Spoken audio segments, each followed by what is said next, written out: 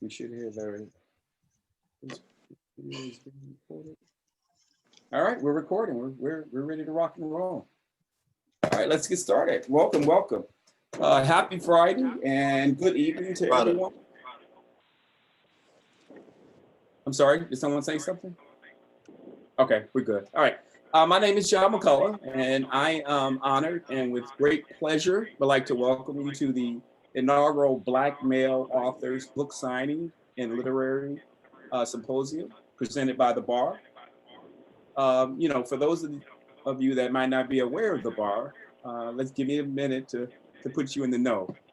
The Bar is an acronym, stands for Brothers Also Read. We are a national literary group based out of Detroit, Michigan, founded in 2003 as just a book club, right? So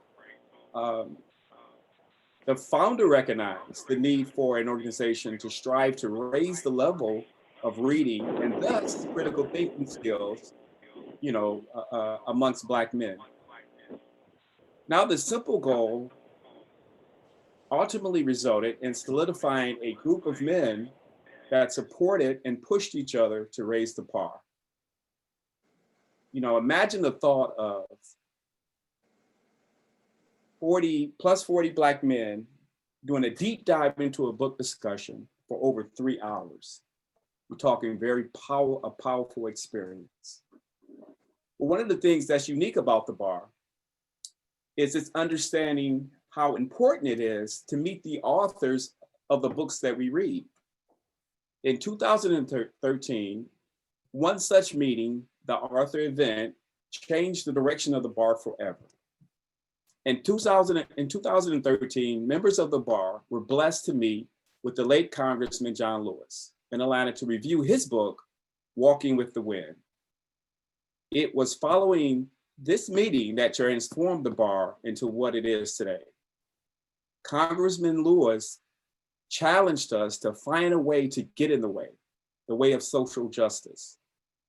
It was at this point that members of the Bar decided to change our focus from being just a book club to a literary group focused on creating positive social change.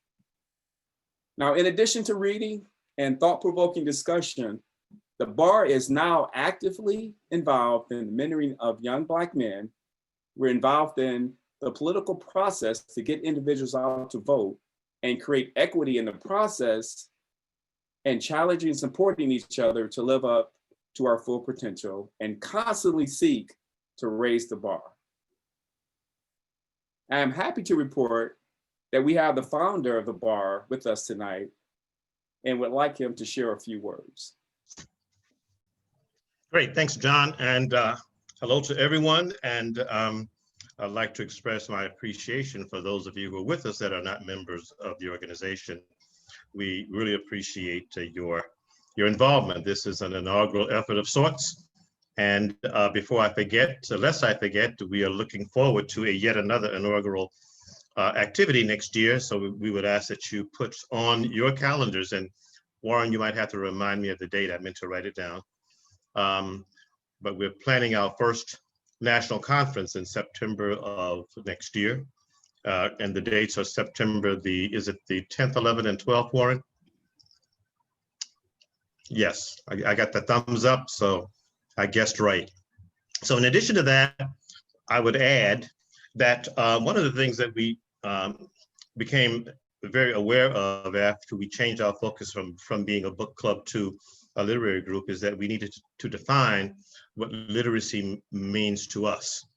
And so as we reflected on what we've been doing, what we plan to do, and the needs in our community, we realized there was a need for literacy as we define it, and we define literacy as the knowledge of how life works. And we reflect on that from the perspective of our need to know how life works relative to the various dimensions of life, several of which include politics, finance, health, you name it. And so our focus as we go forward in the various activities that we'll be engaged in will speak to our efforts to support members of our community in knowing how life works in these various dimensions. So just want to thank the For those of you that don't know, we are divided into a group of 5 teams, and this activity this evening is being brought to you by the Good Trouble team, headed up by the captain of which is Warren Galloway. So I want to commend them on this first effort, and I appreciate them setting the bar, and I'm looking for other teams to raise it. So with that, I'll conclude my comments, and welcome, and thank you so much for being a part of this effort. Awesome. Appreciate Thank you. Appreciate that. All right, so next thing I want to do is just kind of set the itinerary for this evening. And just real quickly, what we're going to do next is we're going to have introductions by each member, by each author, and all of the authors are members of the bar, so that's awesome. So we're gonna have introductions, and then we're going to kind of bounce between, we're just kind of filling our way through this, so like sort of a book fair kind of feel, and then we're going to go back into a question and answer discussions. And then we're going to go back to a book fair. And when I say book fair, I'm just saying we're going to give the authors an opportunity to talk about their books, and then to talk about how to find their books online for purchase. And then we're just going to bounce back between questions and answers, and then final comments, and then we're just going to wrap up. So for introductions, right? Well, I'm going to let each of the authors give a quick spill about themselves, kind of keep it, this is mainly for Warren, kind of keep it within, a acceptable amount of time. Warren's going to need a lot of time for his. I'll have to do him like, with the debate last night, I might have to put him on mute if he tried to run too much. Anyway. All right, so the way we're going to do this is I'm going to introduce the name of the author, and then please take yourself off mute. And like I said, basically this is your opportunity to kind of sell yourself to those listening, and also the more important thing is just trying to introduce yourself and tell us a little bit more about yourself. All right, so the first author that I would like to introduce themselves is Bill Herbert. Take it away, sir. All right, thank you. Appreciate that intro. And it's a real pleasure to meet with you all today, and both the brothers of the bar and the guests who honored us with your attention. It's quite exciting to be able to share with this group. I was born in Harlem many years ago. Educated in Harlem and Brooklyn, came out to Detroit for a hot minute in the 70s for a job, and been here ever since. By training and trade, I'm an engineer, a computer scientist, and I do a lot of engineering work in the auto industry, work in smart cars and route guidance and things of that nature. And not really a writer. I mean, I never had any thoughts about really writing books until I became a family elder a few years ago. And my kids, with no older aunties and grandparents to go after for family information, they started coming to me. And I had to come up with some answers. And this one particular daughter, my middle daughter, she just stayed on it. And she was asking me a lot about my father, the guy who you see pictured here in my first book, A Place Near the Front. He passed when I was a very young guy, and me and my 2 siblings, we were pretty young kids. He was a young man, and so he never got to meet his grandchildren. And he got me thinking back then how all of us are, in some cases, not more than a couple of generations away from oblivion, and the importance of recording events to keep the memories of family members alive. So as I kept feeding information to this middle daughter, Lana, about him, one of the memos I wrote her became this book. And 2 years later, I published this book, and it was quite an amazing thing for me, something I'm glad I was able to do, and something that I recommend anybody to do, no matter what your formal training is. That kind of writing, and me being a left brain guy, letting my right brain go, it was really an amazing thing. So I don't know whether me writing this book had the desired effect on Lana, who I was really trying to inspire her to write, because she was a graduate, a U of M graduate, English major, and a lot of writing chops. But whether or not she drank the Kool-Aid, I sure did. And as soon as I finished this book, I started on the second book. I just completed a few months back. This book was a historical fiction piece, and it's the second book is also historical fiction. This one is based in the Caribbean. My dad was a native of Trinidad, came here in the US in the early 1900s, and it's a 5-year slice in his life through his arrival here, through his service in World War I, where he got his citizenship. The second novel picks up on the historical fiction thing, and it's set in Haiti, a little in the late 1980s, when baby Doc Duvalier was overthrown. And I've always been fascinated by Haiti because of its heroic beginnings. You know, it's a nation that was founded with the revolt of slaves. So that's a fascinating story to write about, how these reformers that participated in this revolution ran into some obstacles and themselves sunk into a life of crime, and then the redemption that followed, and it makes for an interesting story. So those are the two books I've written. I've got a third one in the works now. The second one is, I'm still trying to get it published. I'm working with some traditional publishers. The third one I'm still working on when I get time, because I'm still working in my engineering profession. So it's the life of a hack writer. You work during the day and you write at night. Awesome. Definitely. Appreciate that. It's a life I'm enjoying. It's a fascinating way to spend your spare time. Keeps me out of bars. All right, give me 1 second. We're gonna let some other folks that are waiting. Okay. All right, so for our next author, I would like to introduce Hanef. I'm sorry if I'm pronouncing your name incorrectly. Hanef Sabri, please. You're up. No problem. Appreciate it. Before I just get into my introduction, I would like to say just greetings, of course, and welcome to everyone that's a part of this event tonight. I definitely want to extend a special thank you to Brother Galloway and all the individuals that, you know, made tonight a possibility. And of course, including Brother John.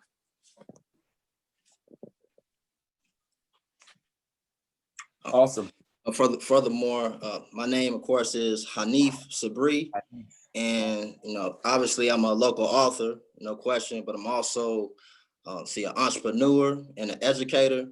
And I want to say that I'm appreciative to be a member of such a solid band of brothers, and of course, that being the bar. From there, just to give a synopsis, I would say of my publications, I do want to say this, that along with what I just mentioned in terms of just the endeavors that I'm involved in, I've been a long time, I'll say, seeker of knowledge, along with just an advocate, a strong advocate for the empowerment of the community. And so for both of the publications that I'm focused on tonight, it's a reflection of that. And as that was Brother Herbert, as he said, as far as the genre, the one I actually have for both my publications will be realistic fiction. Thank you. All right, thank you. No problem. Our next author that we have keyed up to speak and introduce himself is Lawrence Jackson. All right, thank you very much, John, and thank you, Warren, for this opportunity, and all the brothers on the Good Trouble team. I'm still trying to get my arms around that Good Trouble. Unfortunately, I wasn't a part of the bar when they met the late John Lewis, so I'm still learning, and also glad to be a part of this particular group, a part of the bar. So I think the name of this book really should be The Intervention, because Brother Galloway had been encouraging me to go ahead and finish writing this book. I gave him an outline of a document that I thought was just kind of like a good summary of some business ideas. And he said, man, you should make that into a book, man. You can do it. You can do it. And I'm like, I'm a guy that my grammar is not A1. It's good. I made it through school. I got a master's degree, so it must be all right. Somebody thought it was all right. But I think I got dyslexia. Sometimes I cross letters between each other and whatnot. So I felt totally out of place trying to write a book. But this book has gotten done, and I want to thank Brother Galloway for the encouragement and the pushing, and also for helping me write this, as he is the co-author of the book. And it's just some ideas and things that people should know about starting a business in Michigan, but actually anywhere in the United States. And people that know me know I'm a business advocate. I do a lot of training around, especially the financial aspects of running a business. I'm also a musician, and I got a lot of creativity inside that a lot of times in the financial profession, you don't get a chance to express. So I got a chance to really catalog some ideas and put some things in place. I think the book is a really good reference guide for anyone that is actually in business or trying to start a business. And I'm working on a second book called The Business Mind Diet. And that is a book to try to help people to have a certain mindset and to kind of get rid of some of the myths and things about being in business, and to help people to go for it and go for it with confidence. So again, I'm honored to be a part of this particular collective. Thank you, Brother Jackson. All right, Pete, you're up. Pete Thomas. I'd like to introduce Pete Thomas. So much. Thank you so much. First of all, I want to again do as the other brothers have done and say I'm honored to be a part of this group. I was introduced to the group a couple of years ago, and it has just been exceptional. As Brother John mentioned, to get in a room every couple of months with 40 brothers and hammer out the topic of the day, the book of the day, for over close to 4 hours is really an amazing thing. In case if you don't know about us, we literally will have brothers who fly in from around the country who schedule their time in Michigan and in Detroit to coincide with the bar events. So it is really an awesome event, and I'm just proud to be a part of such an august group of brothers, right? And so my story, really my background, what caused me to write a book, and started with my experience. I was over 416 pounds at my largest. That weight really came about from my childhood traumas, having grown up in multiple homes, about 13 different homes and cities by the time I was 13 years old. My mother struggled with mental illness, and all of that led to a traumatic experience in relationship with food. So gained over 400, and I weighed over 416 pounds at my largest. Had an opportunity to go on this little television show called The Biggest Loser. If you have not seen that show, just imagine them taking some of the biggest, which I was, some of the biggest folks that you could imagine, and just working them like a dog, right? I tell you, I worked like a fat pig running on a treadmill. That was me, right? I had some long day, worked out 4 hours a day each and every day, was on the show for 62 days and lost 83 pounds, and then went home and lost another 102 pounds over the course of the summer. So when I went back in the fall, I actually won. That was a good day. I won a prize as the at-home winner of the show, lost 185 pounds total, actually 195 pounds total, and put on 10 pounds of muscle for 185 pound net. And they gave me some cash for that. They paid me $100,000 for that endeavor. And so I immediately set a goal after that. I was like, anybody can lose weight if you just, cut back on some McDonald's and pop and start walking, you will lose weight. So my goal immediately from that moment was to keep the weight off when the cameras were off. And then after, so to do that, that meant I had to really, to gain a knowledge about nutrition and exercise science and the psychology of change. I really had to immerse myself, using myself as a test subject to make sure that I could maintain the weight loss. I had to overcome all the traumatic past that I had gone through. And after doing that for about 7-8 years, I decided, okay, it's time for me to put the book into motion. Now, 5 years after getting off the show, this is where the discipline started. I go over to University of Michigan to the library on North Campus between 10 and 2 to 3 in the morning, and I start putting down all my principles, everything that I had learned over the last 5-6 years, and I started teaching a class from that, and that class had a lot of successful people in it. And then I went from that to saying, okay, now we can take the material from this and we can write a book. Notice I said we, because like Bruh mentioned, I'm not a linguist. You know, I'm going past future participle. I don't know which one they are. You know what I mean? And so what I did was I got my boy to, my partner, my ace, to partner with me and join me, you know, in writing the book. And so this is one of the keys, because many times, you know, if you don't have the skill, you don't need to necessarily have the skill. You need to have the partnership, right? And so this is my boy Randy Bonzer. He's known me for a long time. And what I did was I dictated my principles, right, and sent them to him. And he transcribed everything. At one point, we had a picture where he transcribed them in his office down in Georgia, and he would cut out the transcriptions on little sheets of paper, lay it all around his room, or all around the office. And then because he had 2 little ones, what he did was he put like tape over the door, like, you know, emergency tape, do not enter tape over the door, so the kids wouldn't run in and mess up what he had put on the ground. So he took my words and put them into, you know, cross the T's, dotted the I's. We had some great experiences in running down publishers. So we went, and the book got picked up by the #1 publishing house in the country, Penguin Random House. There's a whole bunch of background behind that. But the goal of the book is to help people, as it says, to lose it fast and lose it forever. It's applicable to weight in every area of your life, although the book is specifically related to weight. And so that's just the quick overview of what I've got. Thank you, Brother Pete. Amazing story, Pete. Thank you, sir. Thank you both. Thank you all. Kudos to you. Thank you. Yes, most definitely. All right, the next brother up we have is Derek Slack. Good evening, brothers. I want to echo my fellow authors and those that have already spoken, and saying it's an honor to be here with you, brothers. I'm a little brother because I just joined, you know, not too long ago. So I think there's one sibling younger than me in the group, but you know, it's an honor to be on this forum. I am Derek Slack. I am a teacher here in Indianapolis, Indiana.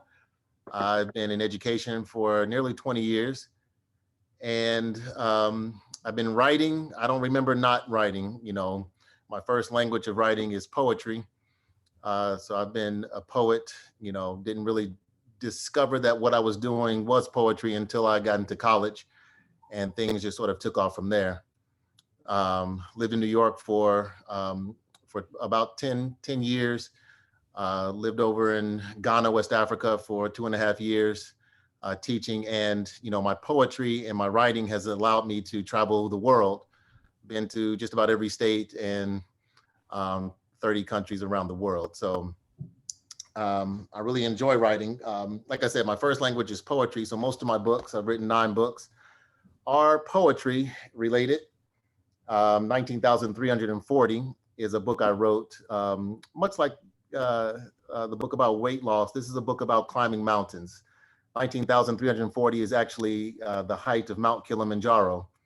I got to climb to the summit of that mountain, and just like any obstacle, whether it's, you know, losing weight or getting your graduate degree or your doctorate or raising a family, there are life lessons that can be learned and earned through climbing mountains that the book explores. My other books I just released this year. My very first children's book, and it's called Orange, and it's actually the Children's Museum here, which is the largest children's museum in the world, picked it up as one of their summer reads. And also right after the incident happened in Minneapolis with George Floyd, they did a special Juneteenth segment and used my book as one to read to your children about racial equity. So I'm very proud of that. I'm a husband and a father of 3 girls, and I love being Black. So what I'm going to do briefly is recite a poem from one of my books, actually my first book, No Wonder. And I think it's applicable to the brothers also read, but also to each one of us here. So it's called All That I Am. Just who do you think you are? Trying to rain on my parade, being ants in my salad bowl, living in this masquerade. I don't grow from the knee, so don't ever call me a Negro. I expand from my mind, and from my thoughts is where I grow.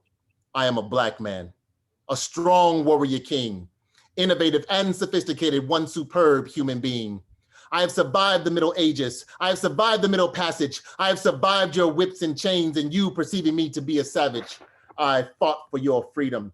I slaved for your riches. I fought to protect my queens when you called them whores and witches. I am a Black man, the closest thing to God. I am Nat Turner revolting. I am Cinque taking the Amistad. I dug a path to freedom. I helped Harriet build that train. I have survived all the storms and endured so much pain. I am a Buffalo soldier, a dreadlock Rasta. I am Black and I am free. No more will I call you master. No more will I sit at the back of the bus. I won't stand at the back of the line. You can't make me eat in the kitchen. God said victory shall be mine. I am Booker T, W.E.B., Carter G, Huey, Bobby, and Muhammad Ali. Say it loud. I'm Black and I'm proud. The sunshine in my smile can eliminate the clouds. I am Crispus Attucks, Charles Drew, and Bill Pickett. I've kept my spirit high, though so long you've been so wicked. I'm Charles S. Johnson, Richard Wright, and Langston Hughes, Jesse Owens and Jackie Robinson. I invented the blues. I choreographed the March on Washington, telling the world about my dream. I've been used and abused, yet still emerged as a king. Like the phoenix from the ashes, I have risen from despair to be doctors and lawyers, senators and mayors. I am a Black man.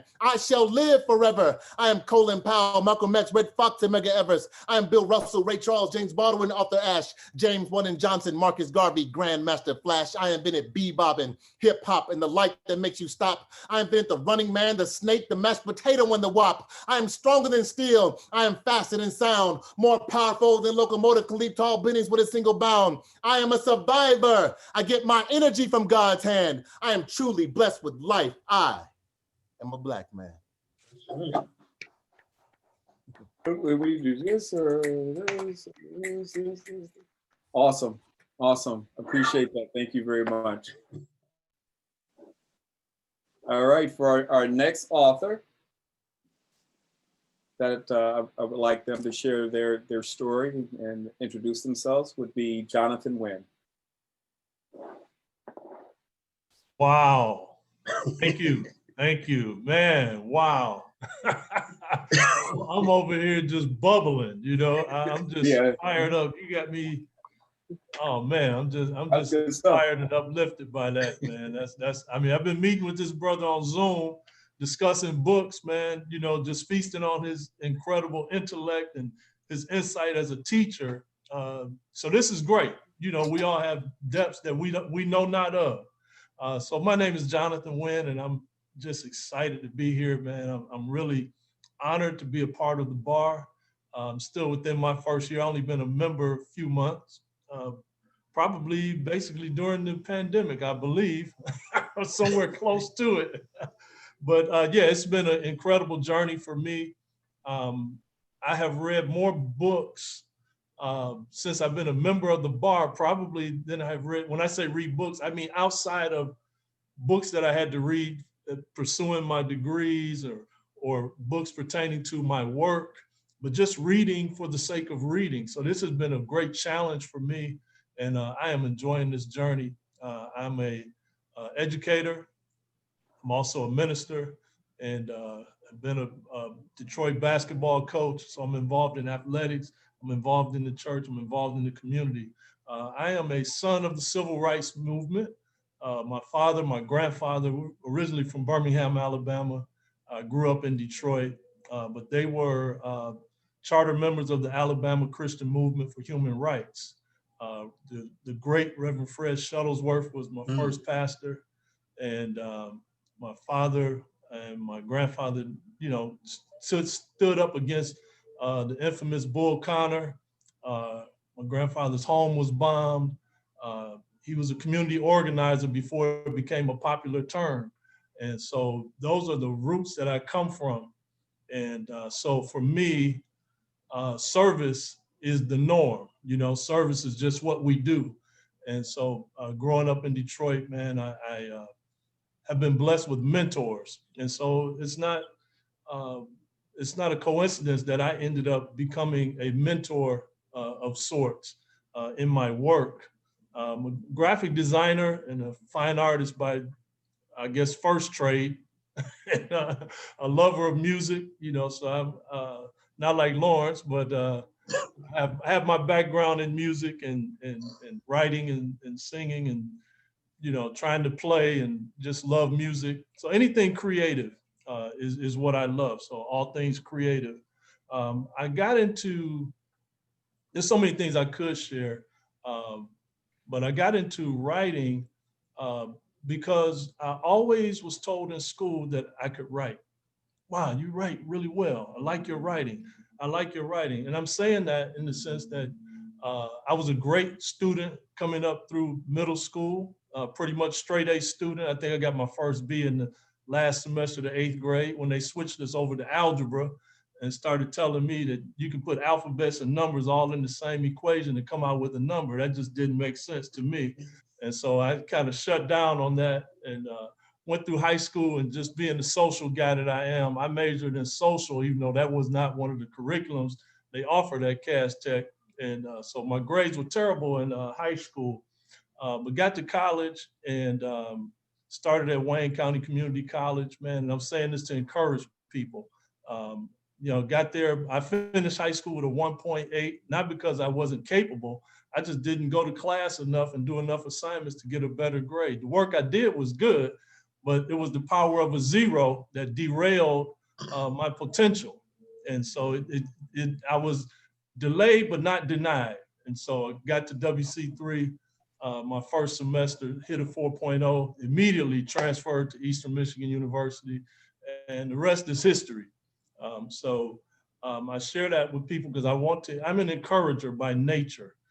So my role, I wake up to develop leaders and families and have a good time doing it. So anything I'm involved in, there has to be at least a portion of it. Humor has to be allowed.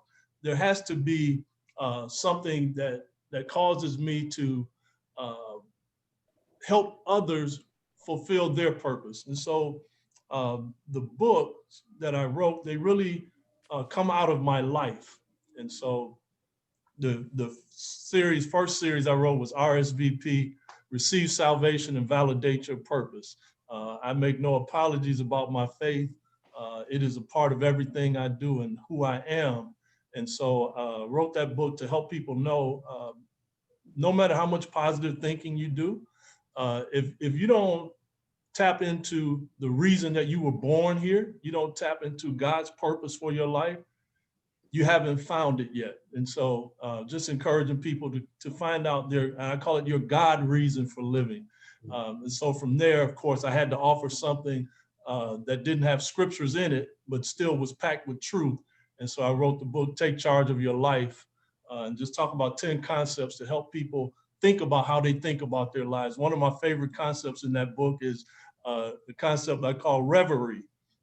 Basically getting people to muse on pleasant things. We've been going through this pandemic and all of these things. When people decide they want to straighten out their life, what do? We think about our problems.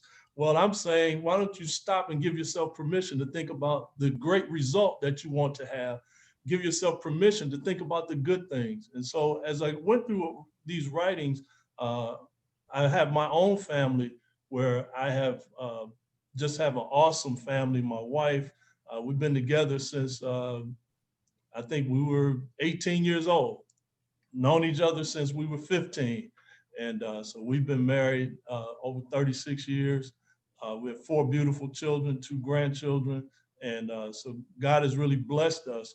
All 4 of our children were able to we got them through college, and they're doing great things. And so as a parent trainer, I wrote the book Impact Parenting, Raising College-Ready Students, not because I'm the expert, but because I wanted to share what it is I've experienced. And then as a parent trainer, I've done that for over 25 years, successfully helping people get their children on track to be successful.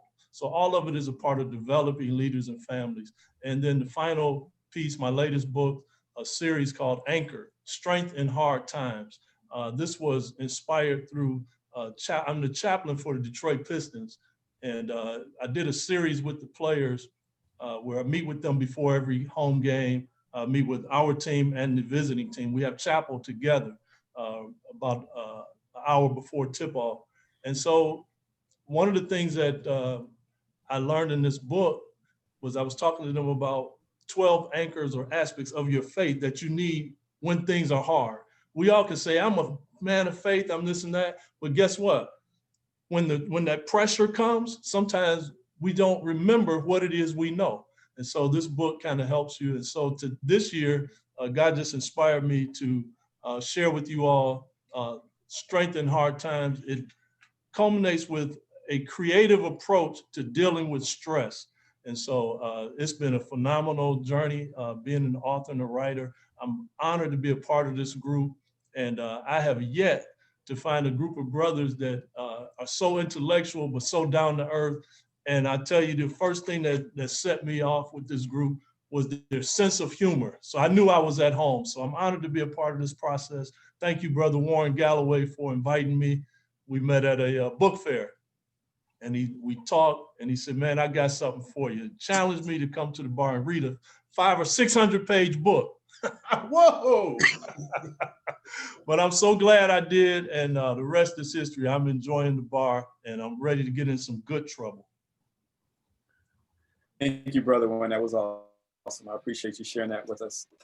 I just noticed while Brother Wynn was talking that Warren took a sip of water. So I don't know if he's hydrating because he plans to talk a long time or what. So our next author, Warren Galloway. Wow. First of all, thank you to our guests and the brothers who are on this virtual book fair and literary symposium. It's very powerful listening to all the authors that spoke prior to me. Before, just to let everyone know, before we started the Zoom event, they told me I couldn't talk long. So I'm going to keep it short and sweet because they said my bio was 9 pages and everybody else's was 1 page. So I'll keep it short and sweet. But I do want to say that my journey to become an author, for me, was one that was unconventional from the perspective that at no time in my life prior to going to law school had I ever envisioned becoming an author. But when I graduated from law school, I had written 4 incredible papers while I was studying law. And at some point in time, I wanted to convert them into books. Fast forward, literally 20 years later, I published my first book. If you can see, it's called The Survival of the West Indian Manatees. It was actually originally a paper that I had written for a class called International Law of the Seas, but I wanted to turn it into a children's book. So I asked my daughter Madison to join me in adding sections to it to convert it into a children's book, and it ended up being my first book. My next several books were all business books, and I'll talk about those later on. I want to talk about the non-business books. Then another paper that I had written in a class called, was dealing with Indian law. It was a paper talking about Native Americans and African Americans, assimilation pre-1900s. I just published this book this year. I wrote it in 1996 and I just published it this year. And then there was another book that I had written. It was a religion class that I had in law school. And it was called Exploring American Religions with African Roots. Are they really so different from mainstream religion? This is my newest published book that I just did about a month and a half ago. There was another paper I had, and it was dealing with a business law course that I wrote about mutual fund, the mutual fund industry. But unfortunately, because it took me so long to start getting my books published, all the information there was stale.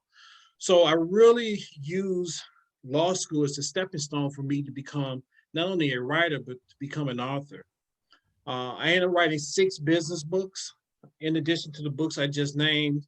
One other book that I completed, I've written 4 to 5 books during the pandemic, so I've been pretty busy.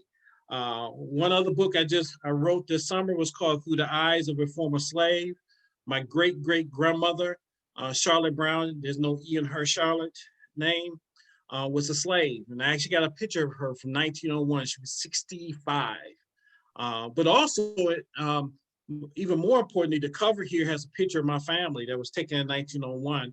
And there's a lady on the cover sitting with a baby in her lap. And that's Hosey Brown. That would have been my great-great-uncle.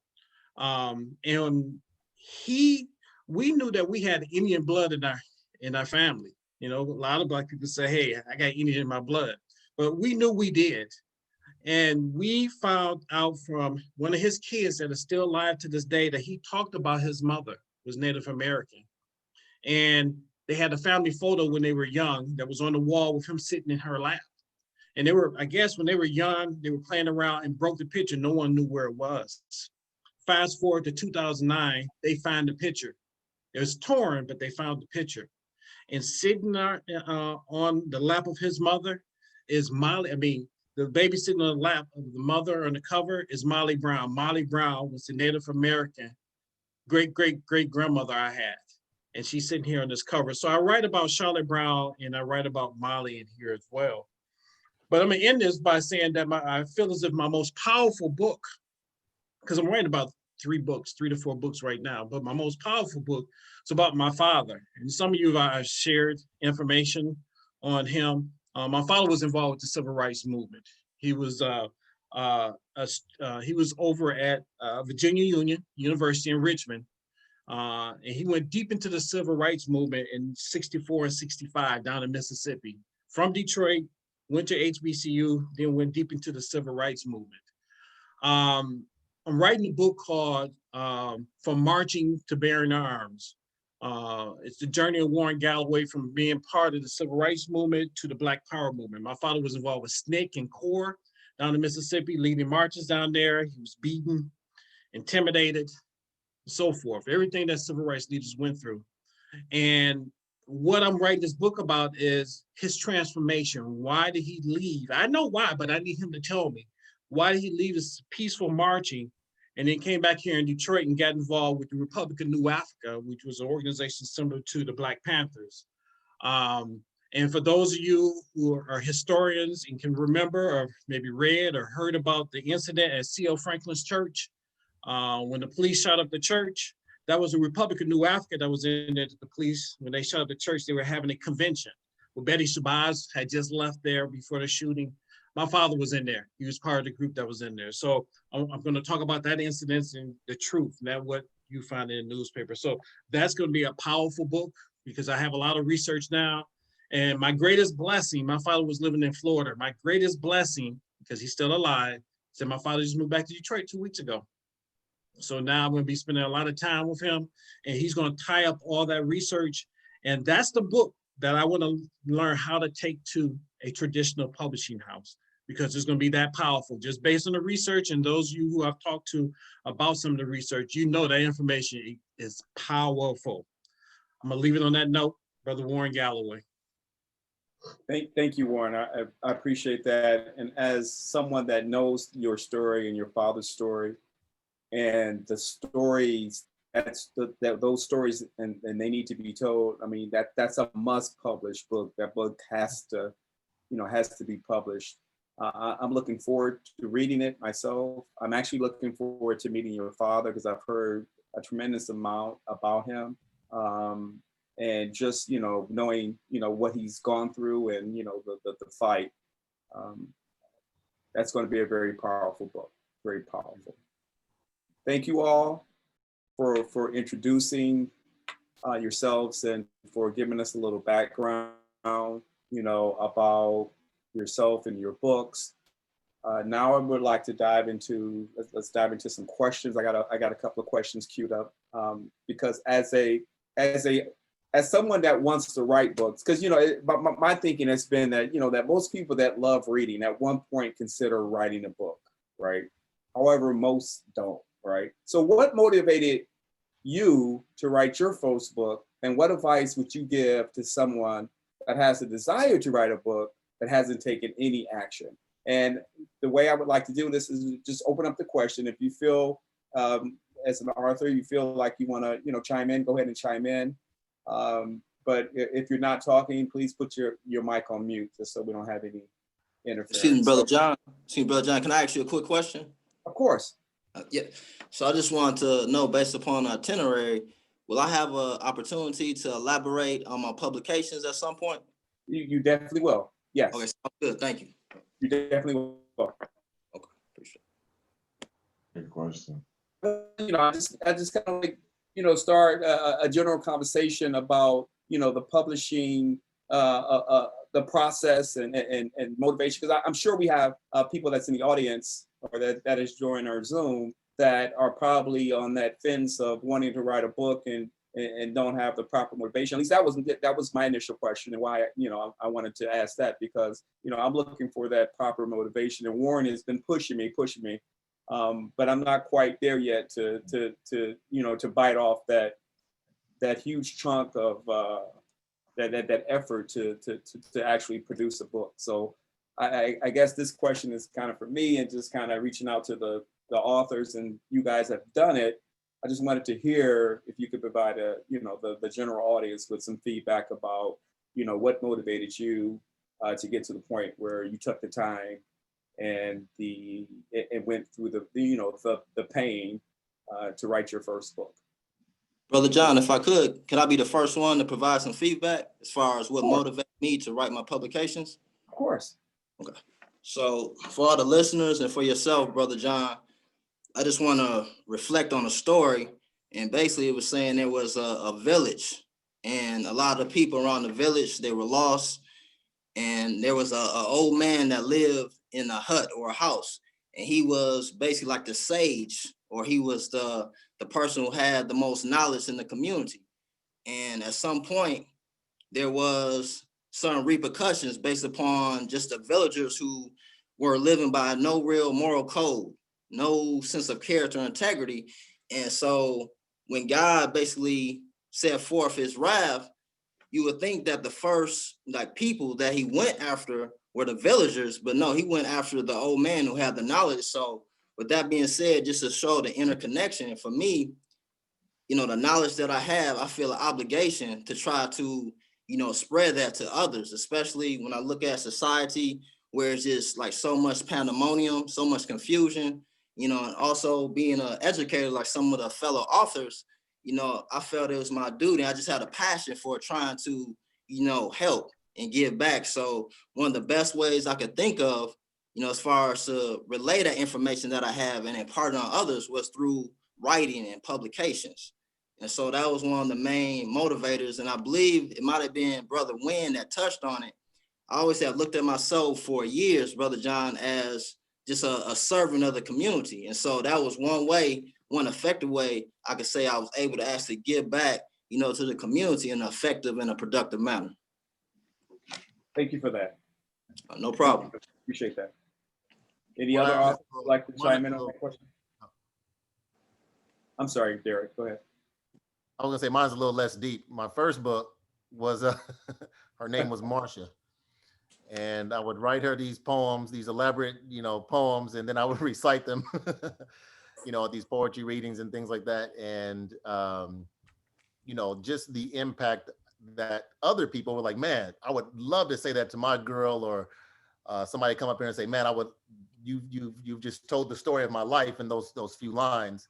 And so I wrote so much. And here's the first book, actually, the actual first book I wrote in 1998. And dedicated to her, but it was just poems that just was pouring out of me. And then I decided to write into a book because people were coming up to me saying that, they were impacted by the words, or this is the story that they couldn't articulate. And then I started to expand that. And as an educator as well, I love to teach through my poetry. So I started writing poetry that had an educational bend. So actually the poem I just recited was written in 1998.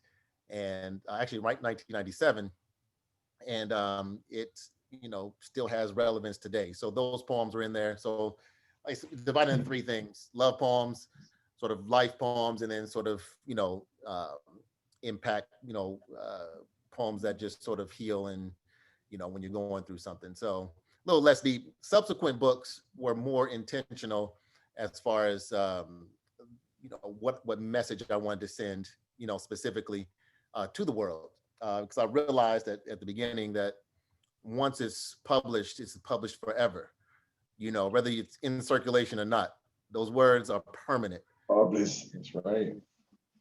Somebody, just recently, a lady by the name of Dr. Brown, she came up to me the other day and she was holding all my books in her hand that she had bought over the years.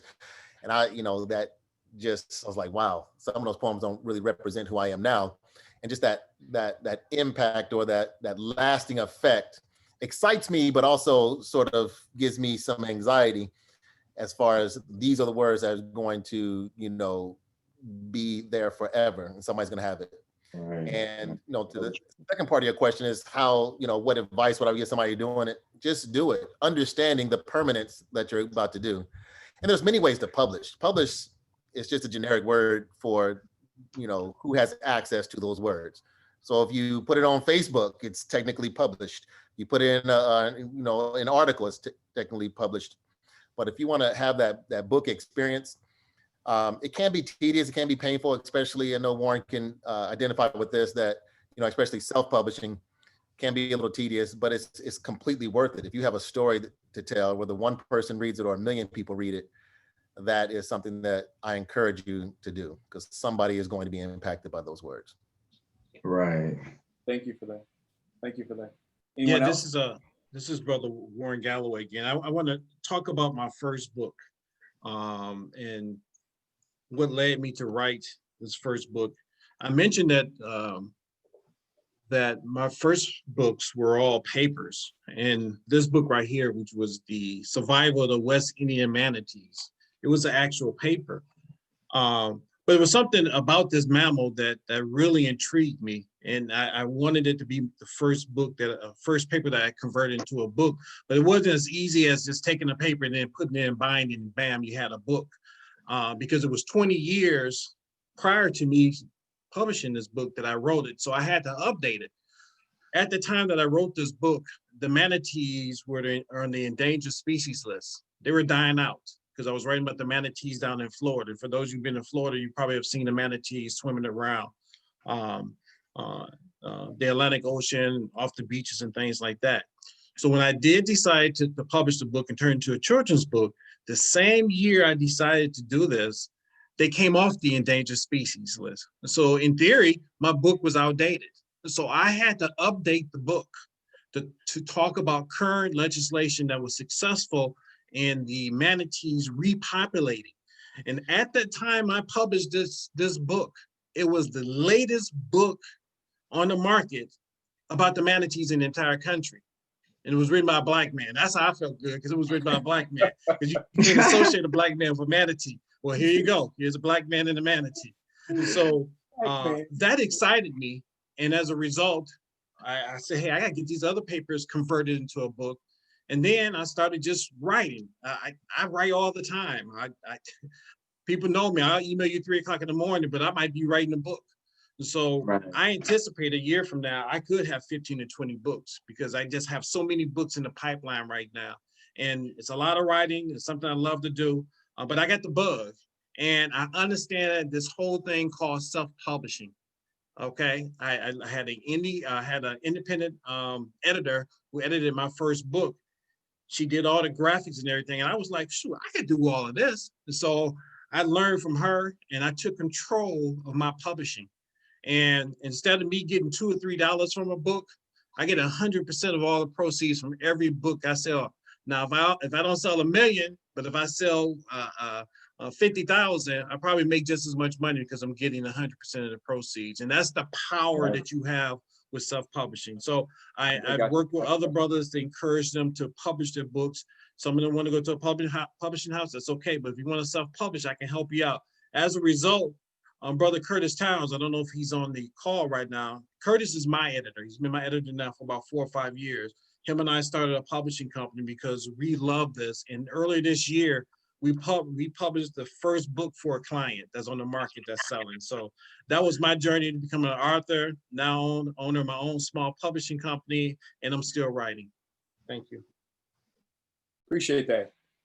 Awesome. I want to get into the publisher, working with a publisher versus the self-publisher, but I want to give any other authors the opportunity to chime in on the question about motivation and getting over that hump and just putting the time in, to actually bring a book to fruition. Is there anybody? Yeah, I'll chime in on that. Yeah, so for me, especially listening to brothers like, Brother Slack, I'm like, Lord, I'm horrible at this, right? Because I never envisioned myself as an author because, I'm not the sit down and write out type. However, what I realized that I had a gift at was I had a gift at teaching, so I could take in different pieces of information and I could break that information down in a simplistic fashion. And that's the thing that caused me to start teaching other people, right? So I'm going to show where this book started from, right? The book started from this right here. This is actually my weight loss manual. This is the thing that I taught. I taught to others. And so this was my manual. I taught a 10-week course, right? And used all types of adult learning principles and all of that kind of stuff, interactivity, whole bunch of stuff to teach people how to lose weight. Now, from there, I did not have the skills and ability to turn this into a book. So what I mentioned earlier, what I needed to do was I needed to partner with somebody who could write. And this is a real funny story. Back at my church, Labor of Love Ministries in Ann Arbor, these young folks, these young smart folks, right, they started this writing group. And so they would get together on Friday night, last Friday night of the month, every single month. And what they would do is they would come together, review each other's writings. And I was like, man, that's a great group. Here's what was great about it to me. After they got done reviewing each other's writings, they would talk politics and they would talk life and all that kind of stuff. I was like, I need to be in there, but I can't write. So what did I do? I pulled out a 12th grade paper on racism, right? And because to get into the group, you had to bring some writing. You had to be accepted in, right? So I'm like, I'm going to get in here. And I was big. And they used to bring this, what is that, red velvet cake that was homemade from the auntie in Detroit. I got to get in here, right? So I bring this paper to get in the group, right? And what it was they just gave a brother paper. They was like, well, this reads like you was in the 12th grade and you went to Kettering, right? But we'll let you in. Wow. So from that point forward, what I would do is I would come at the end of all the intellectual stuff.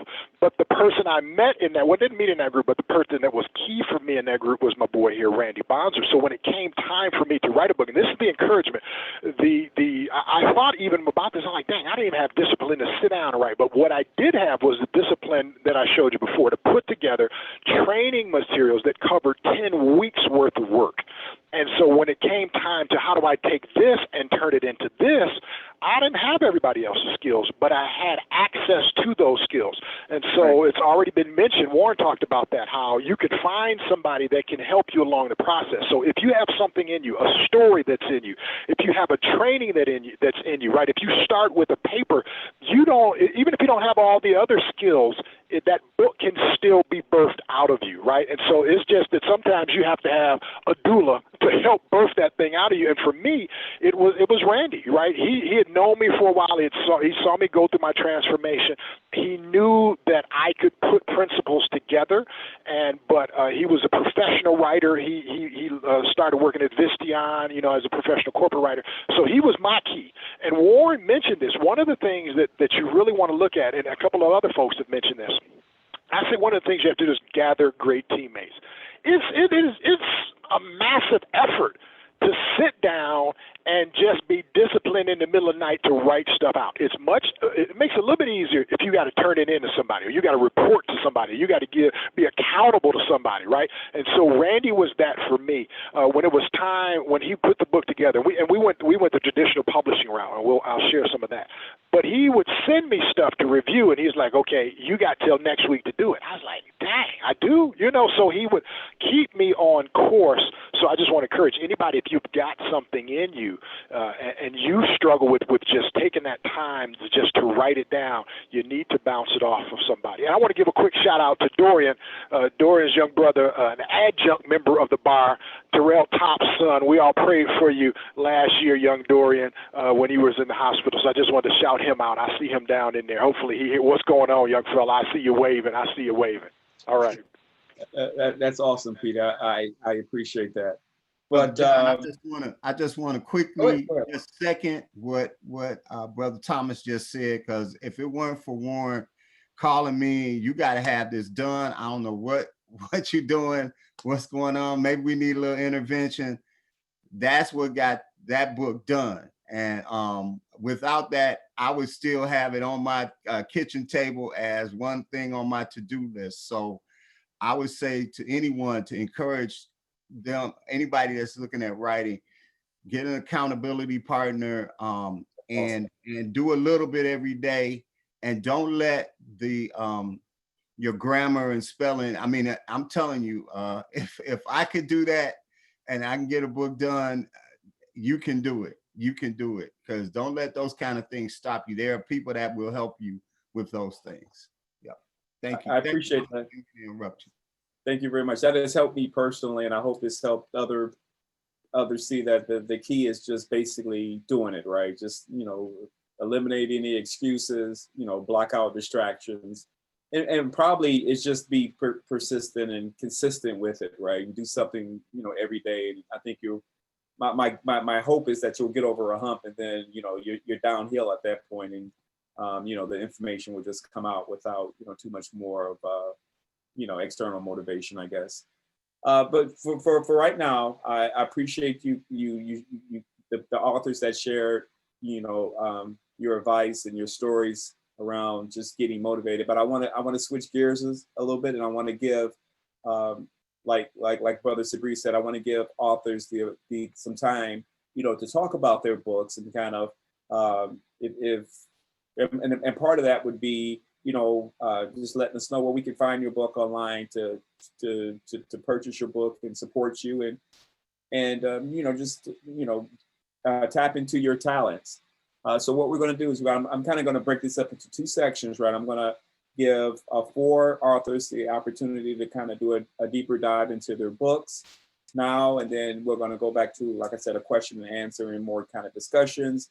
And then I'm going to give the remaining authors time to talk about that book. So the first group up, I'm going to start with Bill Herbert. So you have 5 minutes, to kind of talk about your book, tell us where we can purchase it, and this is your time. Okay, great. My books are, the one that's been published so forth, I publish it through iUniverse, and it's available on all major online booksellers. And I think Page's Bookstore has it in stock on the shelf there on Grand River there in Rosedale Park.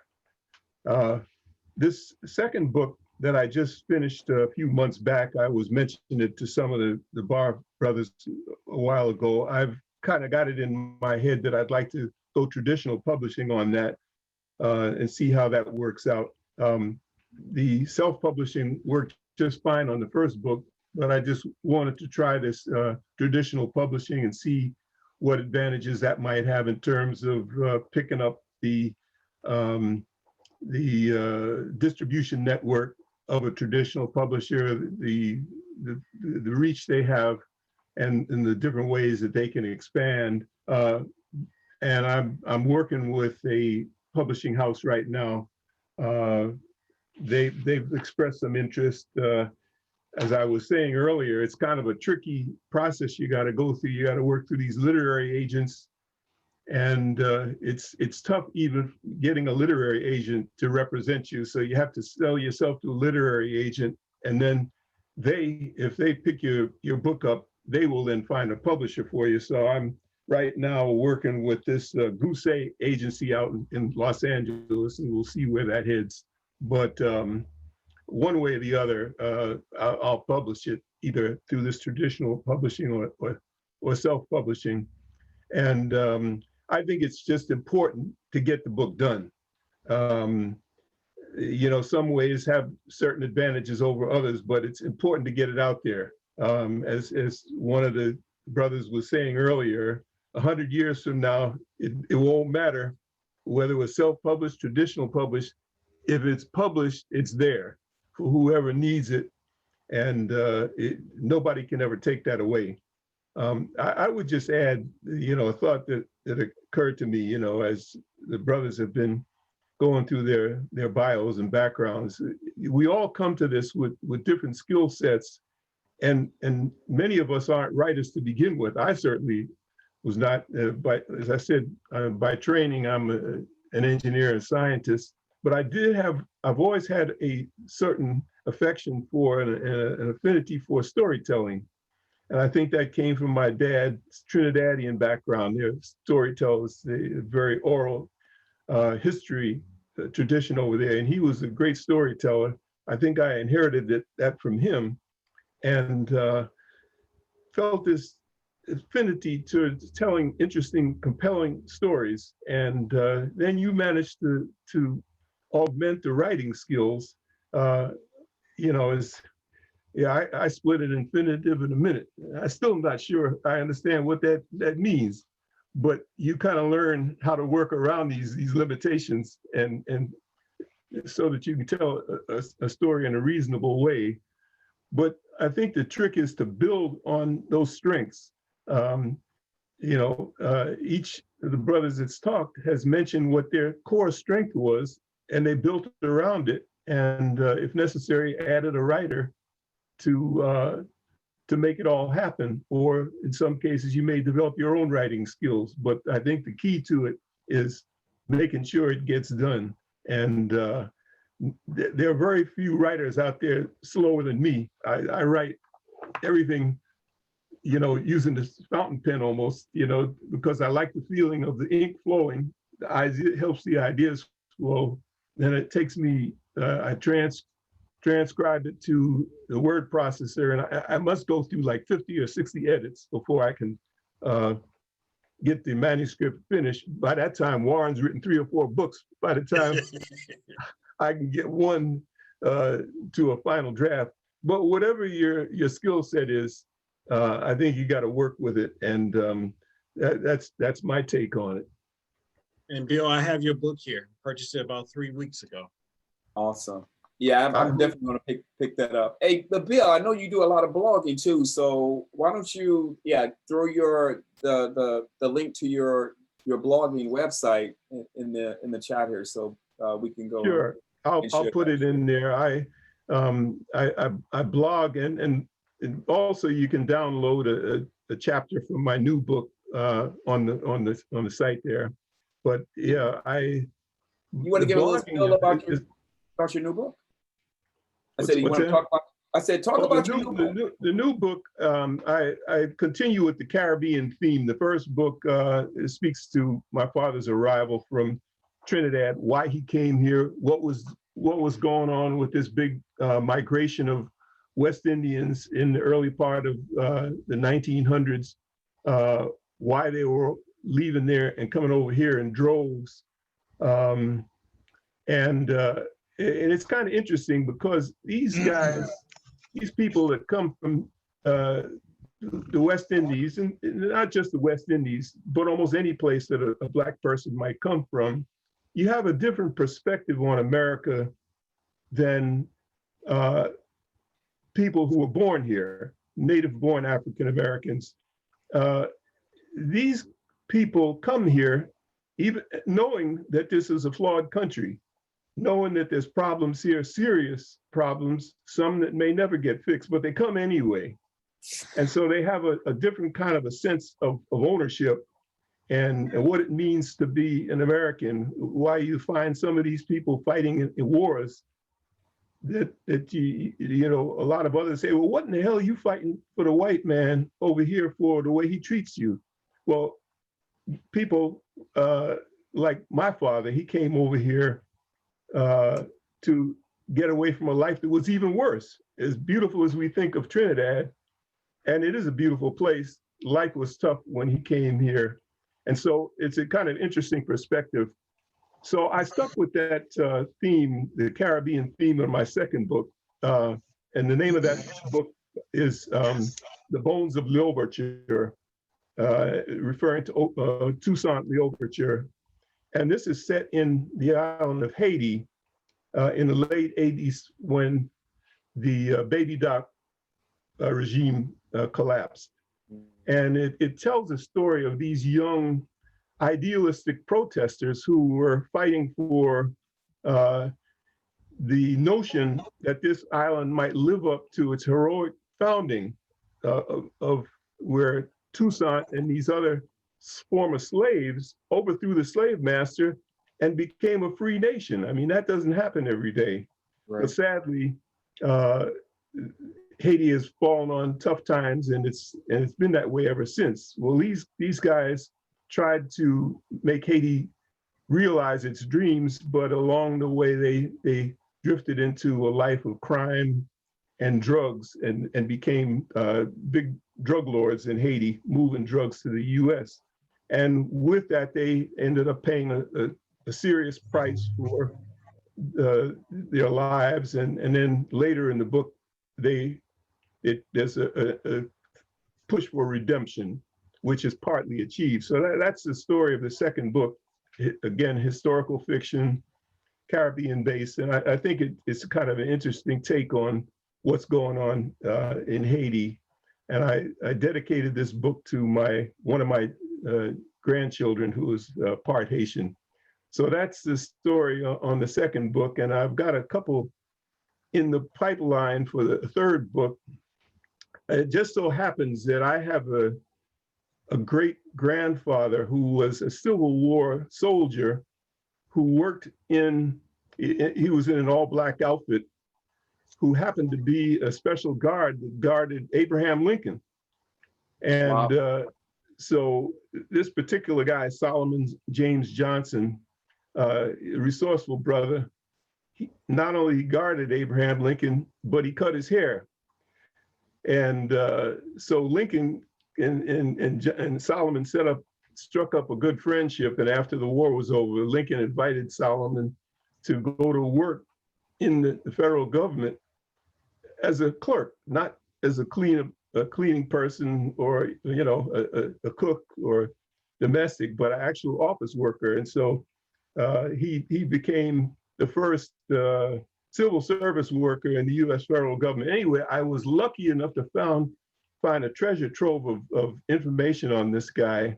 A young student did a PhD paper on that unit that guarded Lincoln and created a permanent exhibit at Howard Spingarn Library. And I was able to get all these papers, and that's becoming the source documents for my this book I'm writing on the other life of Abraham Lincoln's barber. And I got another one I'm working on here when my time permits. I've been profoundly moved by this reckoning, the George Floyd and subsequent events. I mean, we've all been living with George Floyd incidents all our life. My first George Floyd incident was Emmett Till. Emmett Till and I were the same age, and he suffered the same kind of a brutal murder. And over the years, I've been wondering which one is going to be the one that actually turns America around. It looks like maybe it is George Floyd, but maybe not. Anyway, I've been in tribute to that. If this is in fact an inflection point that America truly changes, I've been thinking about all the African Americans who lived and died and will never get to see this moment of reconciliation. Right. We'll never get to see this final moment of truth where we fess up to what it is, this original sin that has afflicted America ever since. So I'm writing about 10 African Americans whose lives could have been better, but who will never know about this moment of truth. So that's another little piece. Well, thank you, Brother Herbert. That was, John? Go ahead, Eric. John, I just wanted to make a comment and inform those of you that are somewhat new to the bar of a piece of significant history that has Brother Herbert's name on it.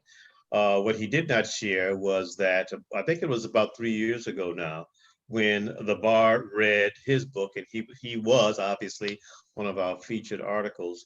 We read his book on Veterans Day. And I had the notion that what a great opportunity for us to celebrate Veterans Day in a way that none of us had done before. So all of us were asked to bring to our meeting a photo of some veteran in our family. And I was able to bring, both my uncle and my father were veterans, and every brother brought to that meeting a picture of a veteran in their family. And we honored them and spoke of them. And that was my first truly significant Veterans Day celebration. And all of us just left, with this feeling of awe about what we had created amongst ourselves. Thankfully to Brother Herbert, who had presented us with the opportunity to meet with him and review his book. So I just think all members of the bar should know that's a significant part of our history as an organization. That was a special day, and I was glad to be able to pay tribute to my dad for his service, his First World War vet. And it's interesting too, Milt, that because of his example, that all the men in the family since then have served. Is that right? Every single one. So he left some big footprints there. Awesome. Great. Thank you for sharing that with us. All right, next author up, Brother Sabri. This is your opportunity to tell us a little bit more about you and your book. And I appreciate that, Brother John. All right, so like in terms of my publications and just thinking about the initial question that was asked in terms of the motivation, I want to say when I look at my editorial debut, which is called Trump in a Fixed Deck, I want to say I was also inspired just by, I would say, the city where I'm from, which is the city of Inkster. I know that helped to motivate me, in just coming to that particular title, coming to that formulation. And, with that being said, I just want to touch on just some of the aims that I have for my editorial debut, Trump in a Fixed Deck, which number one, I'll say one of the main aims would be to motivate, because I don't care what you do as far as your ambitions or your endeavors. If you're not motivated to do it, then that's going to have an adverse effect on the process. So motivation would be a key. I'll say also to promote critical thinking, because I'm big on observation as well as participation. But when I look at just the world as a whole, it's set up to program us to always be in a hurry, always moving fast. And if you're always in a hurry, or if you're in fear, more times than not, then it's hard to actually analyze and be a critical thinker. So in the publication, another aim I had was to promote critical thinking. And also, when I look at Trump in a Fixed Deck, and the titles, of course, it has a lot of layers in the title. But when I look at, again, just from a worldly view, it's so much negativity. And so one of the main aims I had is to take that same energy, but have it serve as a buffer for positive against all the illusions and the negativity and all that bad energy that we're confronted with on a daily basis. So those are the aims of Trump in a Fixed Deck. And also you'll find a short story. And so in the short story, the plan was to integrate imagination along with prevalent issues. And then furthermore, the pages are laced with drawings and illustrations to address just that, the readability and the intrigue factor. And being, as I said, an educator and a leader, there's an educational component that definitely is for teachers, but also it's not just limited to teachers, it's also for anyone who is for the betterment of the community. And so from that, I just want to transition to my sophomore publication, which is called Ventricular Soliloquies, the exclusive edition. And some of the objectives for my follow-up publication would be to display my versatility. And by that, I mean, I try to take a Shakespearean feel on the second publication. And also, furthermore, I know I mentioned initially from my introduction that I'm an advocate for empowering the community. So my plan is to ignite social awareness, action, and also to champion optimism, you know, as far as that whole concept. What separates it from the first one, you'll find within the contents, there's a guest author and a poet.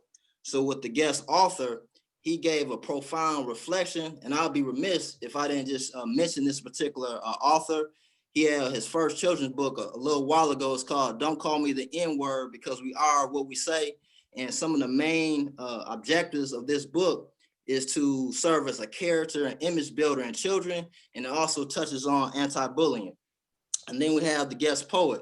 You know, I was fortunate that he was willing to contribute some of his works, and they're original and authentic. And basically between that guest author and poet, it just added, I'll say, sustenance and character to the publication. And then the last piece I want to touch on as far as on this particular book would be the initiative that I included in this book. And I really feel great about this because being a solutionist, because you will find people, it's easy just to complain and talk about the problem. But for me, I want to find out the solution at the end of the day. I want to be a problem solver. So this initiative is strictly focuses on a lot of the major issues in the brown community, such as high rates of unemployment, such as high rates of incarceration, illiteracy, just the huge number of and percentages of instability that flood the gates of our communities. And so it wasn't based upon me just coming up with my opinion and speculation. It's based on concrete facts, and it was inspired by a phenomenal book called Making the Impossible Possible by Bill Strickland. And so I just wanted to give, like I said, a snapshot of both of the books. Where they have a commonality would be that the hub of both publications is poetry. And so when you look at, say, the Trump and the Fish deck to the ventricular soliloquies, it's all fresh poetry. Secondly, I'm a big fan of proverbs and quotations. And the way that I characterize that would be proverbs is food for the soul. So you will find just integrated within both books, plenty of proverbs and quotations to help you, get through the day. Because I mean, sometimes life is hard. We all need that boost, just to get us moving. And then lastly, even though, and I said, I think Brother Slack had touched on it, man, I'm for brown people 100% because it's a fact that we are the most misrepresented, disrespected, and misquoted. So number one, my aim was to reach out to brown people like me. However, I would say that the plan was to have something in each book that anyone, no matter what their ethnicity is, can actually gravitate and relate to. And with that, I just want to, for those who are interested, I want to let you know how you could purchase my book if you so choose. Foremost, it's 3 ways. The first way is through direct sales. So my contact number will be 313-695-4686. Again, that's 313-695-4686, or via email at hjsabree, my last name, SABREE, at att.net. The second way is through an online company. It's called Can Books, and the website is KAN and then books.org. And then thirdly, or the second store will be it's called Detroit Book City, and it's located in Southfield, right off of Greenfield. And I do want to mention, if you haven't really had a chance to experience and support those 2 businesses, they are great assets. They both serve as an oasis in our community. And then lastly will be through my website, which is basically, it's rooted in my family business, which is JRHANDSONS.DUDAONE.com. Once again, it's JRHAND Sons plural SONS. Hey, Brother Sabree, Yes, sir. please put it in the chat, because I missed some of the things when I bounced it around, and I definitely want to go to your website, and I want to support you, but I didn't catch your contact information. Just if you can add it to the chat, that would be awesome. No, absolutely, Brother John. Yeah. If I could just close out. Oh, go ahead. Oh no, I was saying I had planned as far as for tonight, just to give everyone just a couple samples from my publications.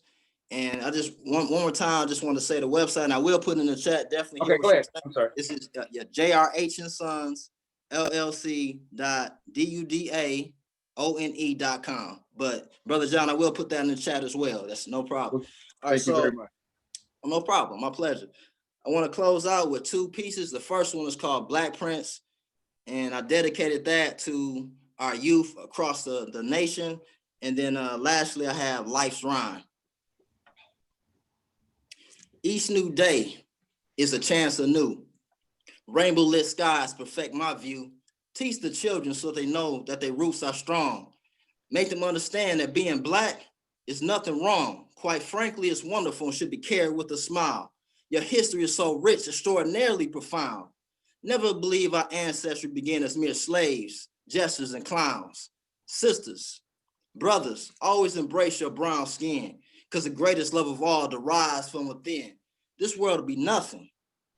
This world would be nothing without the influence of Blacks. It's not my opinion, for if you look deep into history, you'll see that it's an actual fact. Can you do for me this one favor? Can you do for me this one favor? Teach the little soldiers, the world is their map. And lastly, the livest song by T.I. is my type. No situations ain't all right. Why the wicked forever last and the good disappear so fast? I never understood that math. There's so much wisdom my grandparents passed. Why the government enter those schools on innocent little children proceed to blast? Whatever happened to Vanguard and women and community that elapsed? Don't have no money, appointed lawyer, justice nullified. Go to prison, do your time. When you get out, press rewind. Find a job, you out your mind. Resume and credibility in turbine. Get caught up in the system, double jeopardy, double crime. You trouble by reading, they build more pens, recidivism on the rise. Money pig, banging business, won't decline. Every day, I hit that grind. Can't win for losing, my life's rhyme. Yet still I rise, yet still I rise. Whatever I have coming to me, I walk that line. Thank you. Thank you, sir. You both, it's the poetry, you do that right there. Okay. Thank you, brother. No problem. Hey, we need to work on a poetry slam sponsored by the bar, man. When we can all get back together, we got some powerful brothers here. The Good Trouble team, should the Good Trouble team do it? You know, no. That's for the Supreme team right there, baby. Hey, Mr. Jackson, Brother Jackson. Is he? Yes, sir. Yes, sir. You're up. You're up. Oh man, I almost want to yield my time to one of the other authors, man. I'm still in what do you call it, in training pants. Oh, I got you. That's fine. This is your training. This is your training. Ain't no yielding. This is your training. No, man, just real quick, my book is more of a reference guide for people that, especially in our community, that have started businesses. There's a lot of information that gets people gives them kind of grandiose ideas that you can put a business in the microwave and not have to do all of the research and things around it to make sure that your business is sustainable and successful. So I'm going to leave it there because I want to hear about some of these other brothers that have written books. It's just this is an amazing group. It's an amazing group. So thank you for that time. You can find my book at emergebiz1.com. Emergebiz1, the numeral 1.com. And you'll be able to purchase a book that way. Thank you, sir. All right. All right. Brother Pete Thomas, you're up next. Give us the 411. Yes, sir. So I'm going to cover the 411 a little bit and then just take a minute or two to talk about the traditional publishing route, right, just to give a different perspective. So really, the book is broken down into 4 parts. We do cover weight loss, but what I've always, I think I've had this way of saying certain things that my boy says I'm limericizing stuff. Maybe it's the African American side of me that's kind of rhythmic, right? I deal with a couple things. Number one, if you're going to be successful, you have to learn how to master your mind. We're talking about being successful, weight loss, and really any kind of any goals, right? You have to master your mind. Then after that, we talk about gathering a great team, and then we go into developing a plan. If you're going to lose weight, you have to learn how to manage your mouth. So the three main components: master your mind, manage your mouth, and then multiply those muscles. Right? Those are really key. So 100,000 words over 309 pages. It's a for real thing here with takeaways at the end of each chapter. Now, I want to break down a little bit about the publishing world, just because I want to give a different perspective. We literally sold the book to the #1 publishing house in the country. It's Penguin Random House, and different people have different journeys. If you follow Chicken Soup for the Soul, if you've read Canfield and Nair's work, what they did was they were turned down by 7 different publishers over the course of about 21 different publishers over the course of 7 days. And then what happened was their agent gave them the book back and said, I can't sell it. So they had to go out and sell the book themselves. They went to something called ABA, which is American Booksellers Association, which I've been to, not in this context, but they went to for publisher to publisher to publisher, taking their manuscript, their finished manuscript, trying to get somebody to pick it up. Finally, on the last day, last booth they go to, the publisher says, you know what, we'll pick it up for you, right? We'll pick it up and sell it. And then they said, well, how many copies do you think we're going to sell? This is what they said to the publisher. The publisher says about 20,000. Canfield and what's the name, I forget the other guy's name, said, our goal is 1.5 million books in a year and a half. And here's the thing. One of the things that now my publishing route was much, much easier. Me and my boy Randy, we got this book here that you see on your shelf, right? If you're going to publish with a literary agent, I absolutely recommend this. I can't recommend it high enough. Grab this book. At one point, the used copies of this book would sell 3 times more than the current edition would, right? But it tells you the different types of publishers that are out there. It tells you what they look for. It also tells you what you need to submit. So what we did was we got the book, or I should say he got the book. I bought off of Amazon, sent it to my boy, right? And we go through there. We make a list of about 21 different publishers, different agents who would probably take on the project. And then my boy Randy, he had to write the introductory letter, and I'm probably getting it wrong, right? He had to write this intro letter to tell them what the book was about. Sent it out to 21 different publishers. I'm sorry, literary agents, 21 different literary agents. And that's right. Thank you. The query letter. You see, have a good teammate, right? Send out the query letter to 21 different folks, right? 14 of them came back within 7 days and said, we got an interest. So I'm completely, my testimony is just different from other folks, right? And so 14 of them come back, and so then we have to go through the process of interviewing each particular literary agent, and we go through, we have to write the sample chapter. So Randy had to write the sample chapter over a weekend, write the sample chapter, send that in. We go through the process of interviewing them, narrow it down. We had 2 amazing literary agents in no time. I mean, this wasn't even a month and a half. So now, Canfield and them, they got turned down left and right and left and right and left and right. All right, now, once they got their publisher, what they did was they went and did an interview every day. This is after the book was published. Did an interview every day of the week for a year and a half. They went on to having their book published in 47 different countries and sold 500 million copies after an amazing amount of rejection early on. I got no rejection, and I didn't sell hardly no books, right? But here's the great thing. The great thing was that went with a traditional publisher. I got paid.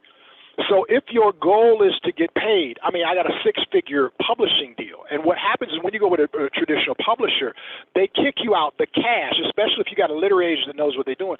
They kick you out a cash advance. And so I got a 6-figure deal. Me and my boy split that, had some other costs. Literary agents get a piece of that. But they gave me access to a world that I would not otherwise have. The marketing was on us. And there were some things that I could explain later. But you want to understand, remember, if we all read Michelle Obama's book, and Barack wanted to come up with a way to make money. And he goes off to an island and writes a book and sells it.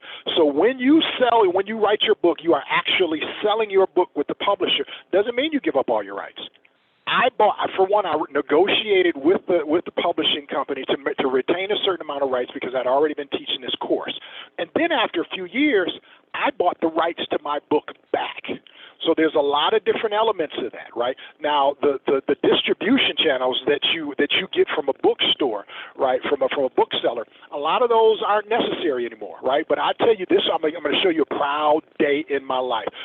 There's a place called The Grove out in LA. If you've ever been to LA, it's Old Farmers Market. And when I'm on my weight loss journey, I lost about 83 pounds out on the Biggest Loser Ranch. And I'll go to the Grove, right? I can wear some like size, 52 shorts, and I got like a 3X shirt on, and I walk by this mirrored elevator. And I'm looking at myself because I had dropped like 80 pounds. I was like, woo, I look kind of good. I was happy, right? The next time I went back to the Grove, I had lost another 185 pounds, and I won $100,000.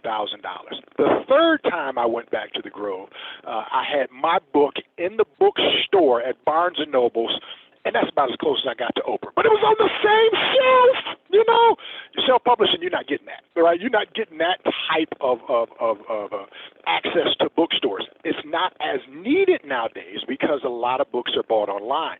But I just want to give you, there is a different way to do it, and I would start with that Jeff Herman book, especially if you want to get paid to write the book. Many times they'll give you a cash advance for you to write it.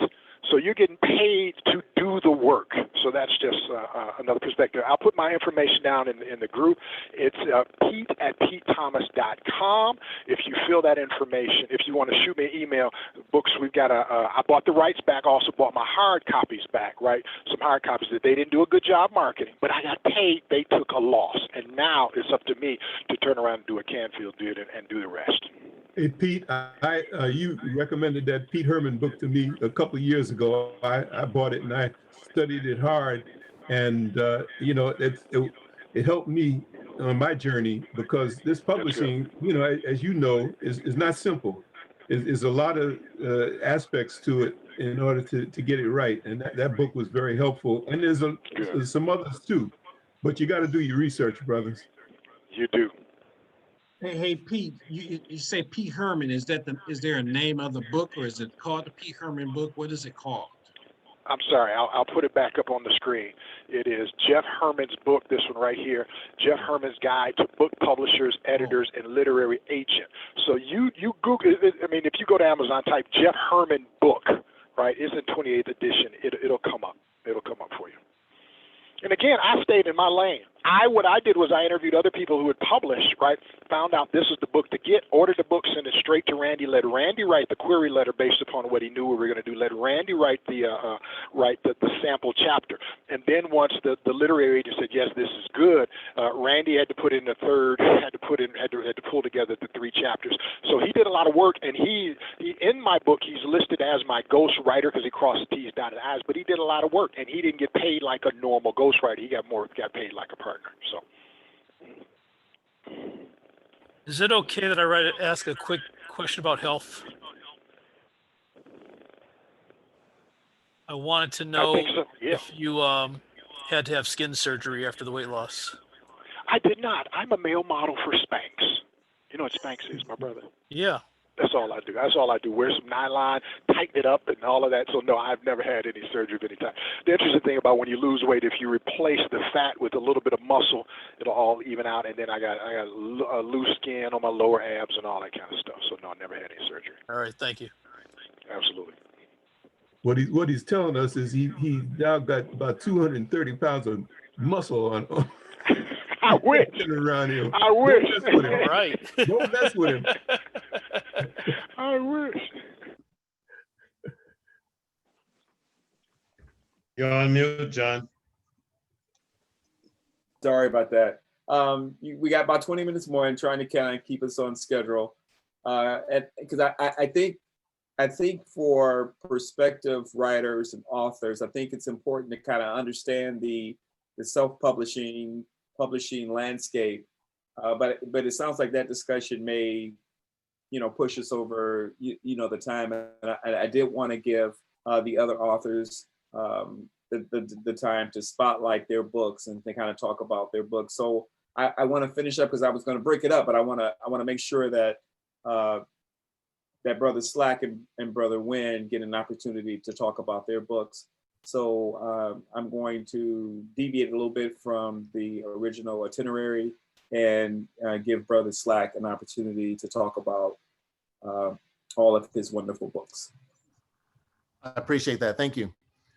Thank you, John. Like I said before, I've written 9 books. First one was written in '98.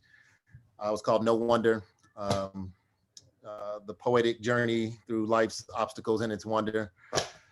In 2010, I published 19,340, sort of a self-help book about the journey of climbing mountains, written some poetry books in between there. And then this year, I've published Orange, which is my first children's book. And I got an illustrator from from Ireland that came in and did a dynamic job in doing this. And I found her through a friend who's written some children's books. So having a strong literary network really, really helps as well. But I do have a forthcoming book that I've allowed some people to read. Milton is smiling right now because he hates this book, but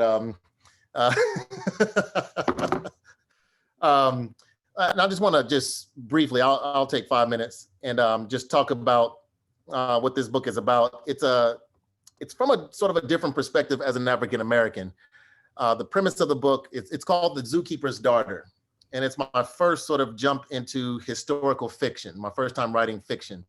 It's usually poetry or self-help or nonfiction, that type of things are the things that I am most comfortable writing. But this book most definitely has been a labor of love. I've been working on it for a number of years. And I just don't know exactly what's going to happen or when it's going to be finished. But the premise is that it's sort of taking sort of racial concepts and seeing them from a different lens. There's many books that talk about racism from our perspective, our experiences with them, us going through it, and our inhumanity in that, how people look at us as inhumane. I wanted to flip that. And, especially this has been a little more refined since being in the bar and reading the book, How to Be an Anti-Racist. And I really finally found a definition for what my book was trying to be about, even though I started writing this in 2009.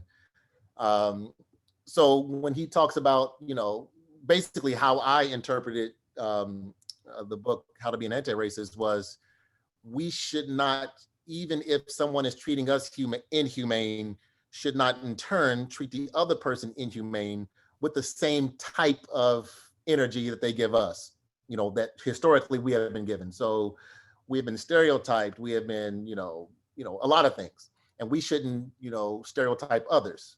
For instance, I just literally got back in town from Ohio. We went to Holmes County, Ohio. It's Amish country. Me and my wife went out there, went camping, and we had this discussion in the car, like, wow, how many stereotypes do we have about these people out here? We saw I saw not one Biden sign. I saw 100% all Trump signs.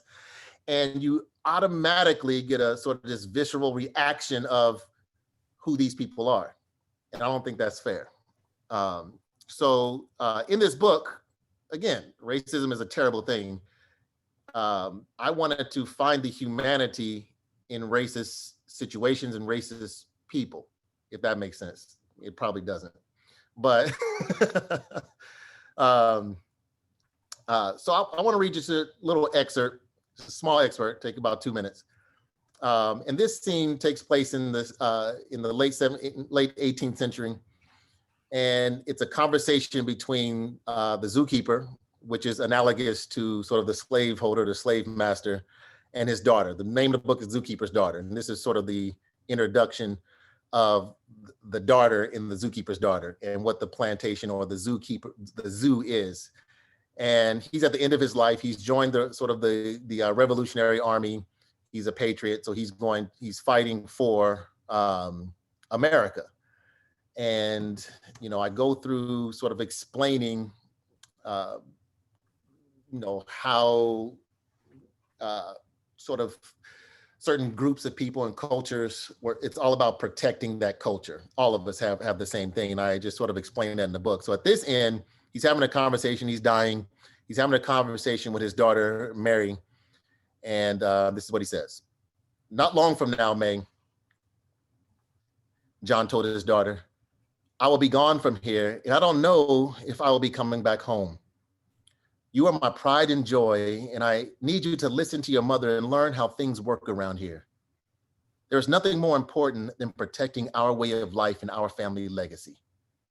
When you have a son, something I will never have, you make sure you tell him these words that I say to you.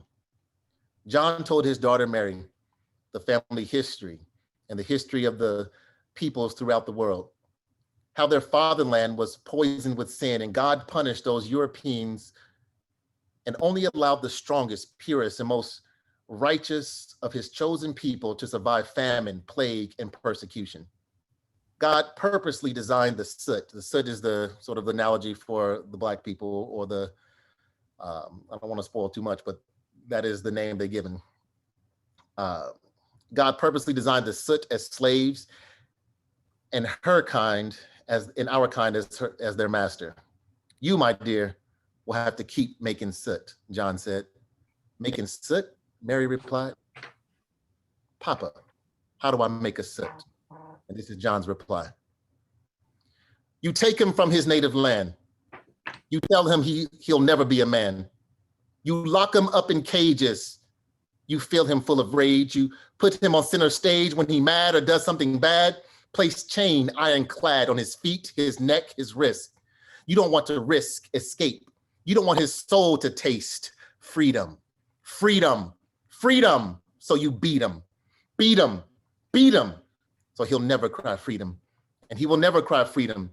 The brothers will never cry freedom. The sisters will never cry freedom. The mothers will teach that freedom is a disease. And if you catch it, then they will catch you. Achoo! Bless you. Looks like you got that freedom fever. Cut his foot off with a meat cleaver. Make sure he's an underachiever. Make sure that he is a believer. Then he won't question your God neither. Make sure he don't run. Make sure he works from the up to the setting of the sun. Make sure he don't raise his son. Make sure he don't influence his daughters. Erase the history of his forefathers. And he won't know where he came from. He won't know his original tongue, or that he didn't originate in slavery, or that he has the bravery of 10 million kings and an earthquake appears when he sings, that he brings light to a life lived in darkness, that he can harness the light of the moon, and soon he will inherit the earth. But tell him he was an accident of birth, that he was made of ashes and soot. Lower his esteem and he will stay put. Tell him that God made no mistake bigger, that he is nothing but a soot nigger. Blacker than the blackest midnight, squash his vision, blind his sight, bind his mind, and he will never be free. But if he thinks otherwise, swing him from a tree, and he will never cry freedom. The brothers will never cry freedom. The sisters will never cry freedom. The mothers will tell them that freedom brings just too much pain. Just stay alive and try to maintain. Tell him that bondage is the status quo, and that every other soot is always his foe. Kill his spirit, and he will never grow. But give him some hope so that he won't dread. Tell him he can be free, but only if he's dead. So that's an excerpt from one of the chapters in the book. And it's just from another perspective. It's not necessarily a pretty perspective, but it's a perspective to see how did we arrive today in 2020 that some of these still things can go on with people passing on this superior and inferiority over time. So that's a book not yet published, not yet released, and not yet loved by all the groups, all the people in this group, Milton. I have to comment. I have to comment behind that accusation. But I was blessed, and I do thank Brother Slack for giving me the opportunity to read his book. And I would say that he didn't give me enough of what's the word I want to say here? Insight to what he was attempting to accomplish. He said, read it and let me know what you think. Well, anybody knows me that knows if you ask me what I think, I'm gonna tell you what I think. And of course I did. But as he was reading, I was reminded of what I read, and I know, I was about to say, I hope others heard the implications of what he was reading and the impact of slavery. There's a book that I have not read yet, but I have, and it speaks to the lingering effect of slavery. And one of the things you'll hear me say from time to time is that slavery worked and it's still working. And slavery is evolving, and some of us are still enslaved because our minds are enslaved. And so as I was listening to him, I was saying, you know, I just know these brothers are getting this because we are critical thinkers, and we hear more than what the word might say, but we hear and relate to the thoughts behind it, the implications behind it, and that's what we're all about. And I just had to throw that in to say, well, there's I gotta have another opportunity before we close out, because there's a couple of thoughts I want to share. But thanks again, brother. Thanks again, brother Slack. I was just ribbing you a little bit, but you know, I really appreciate this forum. This is great. So I thank you. Yeah. Back to you. I'm the #1 ribber, so I have to be able to take it back. Thank you, Brother Slack. While we're talking about appreciation, I would like to express my appreciation to the bar. The brothers come up strong in lots of different ways. For the book I just finished, The Bones of Literature, I had 3 beta readers right from the bar. Cornell Hayes, Cornell Dexter, and Norm Scott all took their time to be my beta readers and gave me some great feedback. The Mays brothers and Norm Scott, who's no longer with the group, by the way. But so that's a wonderful resource. I don't know whether the other authors take advantage of that by getting the brothers to beta read their books. Great. That's a good point. That's a good point. We'll do a 3-hour deep dive into it, and we'll tear it apart. So you can make and they taught me a new asshole now. Excuse my French. Excuse me, Brother John. Excuse me, Brother John. Yes, sir. Yeah, I just want to mention, just in case, don't forget, Brother Wynn didn't have a chance to further elaborate on his book. All right, I'm going to him next. No I'm problem. skipping Warren though, because you know Warren, we'll be here for another hour if I let Warren talk. But I did want to give Brother Wynn an opportunity to, you know, to chime in and not necessarily chime in, but to, you know, to give us the 441 on him and his books and so forth. So Brother Wynn, is yours. Take it away. All right, thank you. I'm afraid now because you skipped the lawyer and went to the preacher to save time. I don't know. Poor judgment. I don't know. Very poor judgment. Man, my pastor, the late Bishop P.A. Brooks, would always say, be careful you give a preacher a microphone. It's an occupational hazard. I don't know. You got to bring us all home. Yeah, but I do know how to mind the time. I got a big clock sitting here to keep me on track.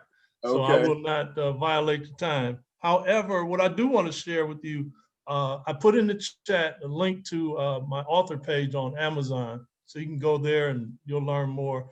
Also, we'll put in the chat my website, jonathanwynn.com, and you can find me on all the social media platforms, Facebook, Jonathan Wynn Inspired, or just Jonathan Wynn.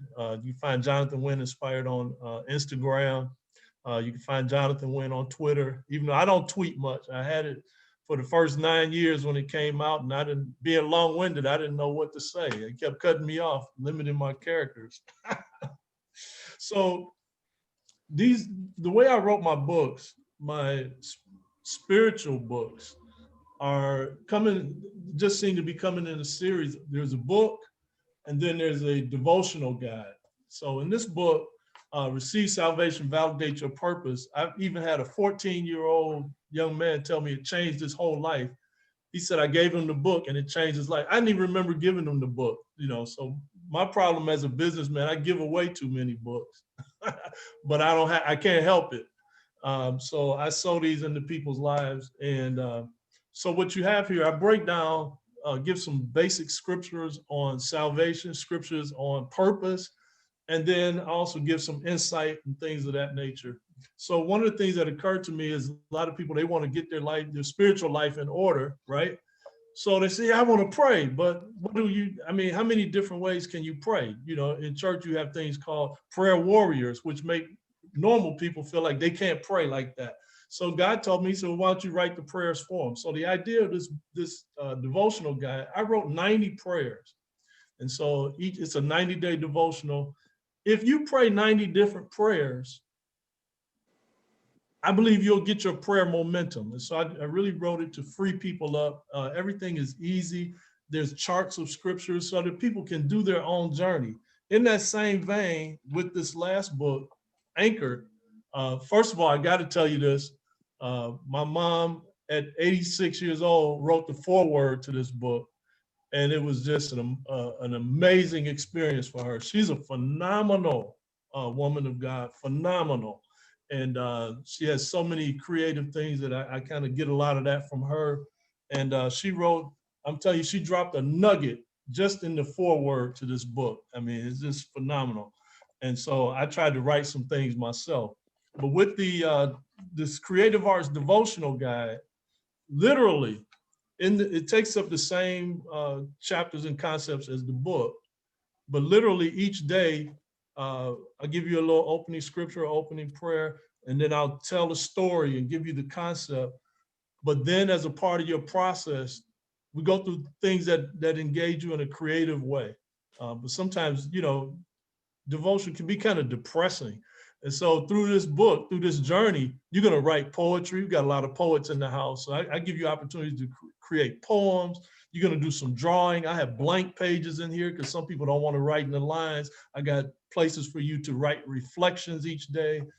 So it's just a different approach to decompressing. A lot of people are experiencing a lot of stress. So I've been running a special. If you reach out to me directly, I've been running a special, throwing in the colored pencils, and people have just been having a phenomenal experience with it, gotten incredible feedback. But the one thing I want to leave you with is this book, Impact Parenting, Raising College-Ready Students. So providing this book, there are even schools are buying it for all of their parents in the school.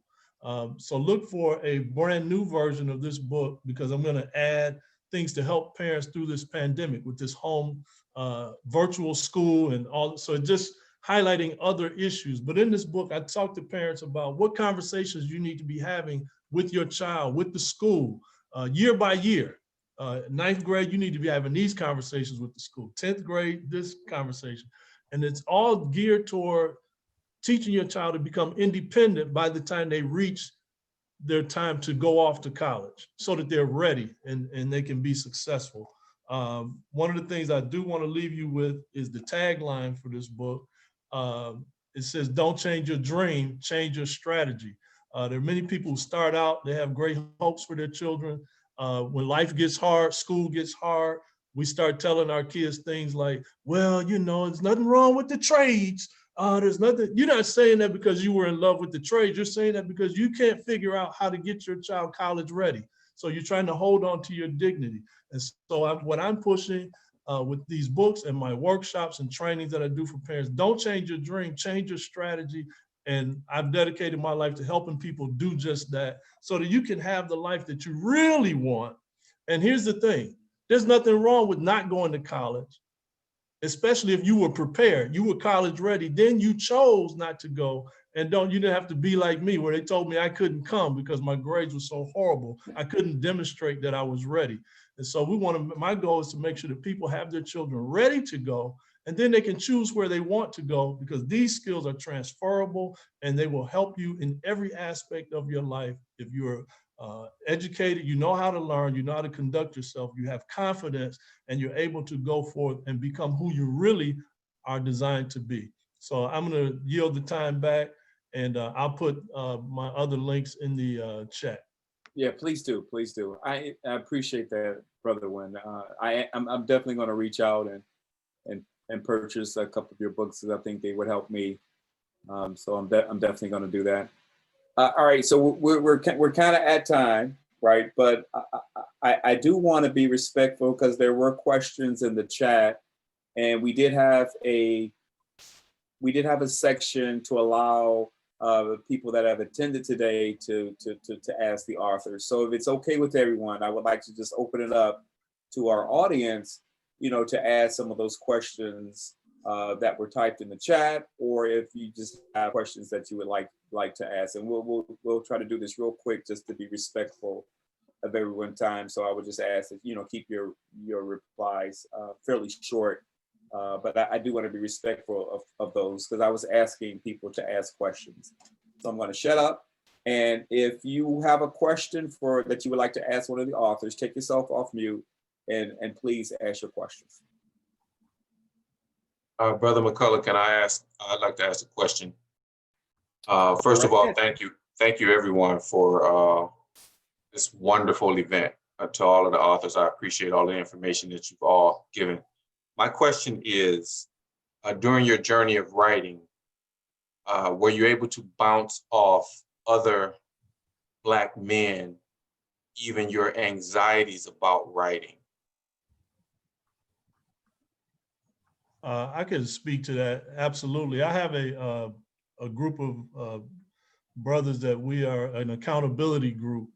We pray together, we encourage each other, we correct each other, and even some members of the group. In fact, next Saturday, I'm presenting information to some of those guys. It's about 6 of us that they also are aspiring authors, and we've been talking about it for years. It took me 12 years to write my first book. From the time I knew what the title was, knew what it was about, but not diving into that process. And so through that process, I had to talk to my friends, and you have to encourage each other, but you have to challenge each other and hold each other accountable. And so we do that. We look at each other's work. So yeah, I'm a big proponent of that, and it's very helpful to have a group of people who can be honest with you and tell you, no, man, that's not a good idea. Well, in talking to some other people who are interested in literary matters, I was surprised to find out how many people have writing projects that they're struggling with that they can't seem to pull the trigger on and get it done.